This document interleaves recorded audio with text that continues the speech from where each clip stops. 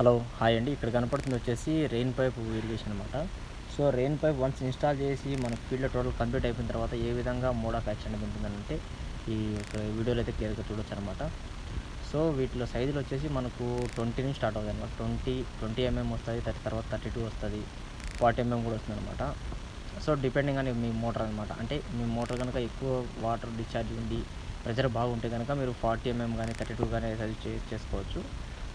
లేదంటే మనకు వాటర్ కొద్దిగా 1 ఇంచు లోపల 1.5 ఇంచు అటు ఇటు ఉంటే గనక అది ఇంకా కొన్ని లూజ్ వాటర్ ఉంటాయి కదా, గ్యాప్ ఇచ్చి ఆగి పోస్తుంటాయి కదా.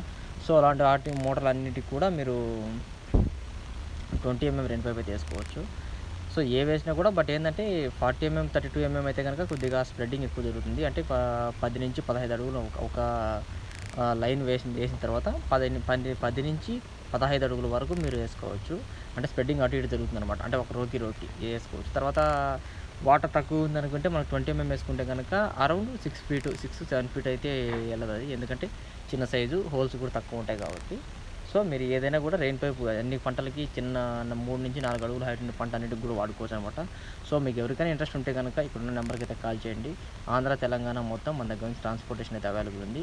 2 ఆప్షన్ అయితే లేదనమాట. ఏమైనా కూడా పర్చేస్ చేసుకోవాల్సిందే. బట్ రేట్ విషయంకి వచ్చేసరికి డిపెండింగ్ ఆన్ మీ క్వాంటిటీ అనమాట. ఒక 700 నుంచి స్టార్ట్ అవుతాయి. 700 నుంచి 1000 వరకు ఉంటాయి. సో దీనికి కావాల్సిన టేకాపు, ఎండ్ క్యాపు, గ్రోమెటు, ట్యాపు అన్నీ కూడా మన దగ్గర అవైలబుల్ అయితే ఉంటాయన్నమాట. సో మీకు ఎవరికన్నా ఇంట్రెస్ట్ ఉంది, రెయిన్ పైప్ కావాలి, వాటర్ తక్కువ ఉంది, స్ప్రింక్లర్లు మార్చుకోలేము అనుకున్న వాళ్ళు రెయిన్ పైప్ వేసుకోవచ్చు. అయితే మీకు బాగా యూజ్ అవుతుంది. Thank you.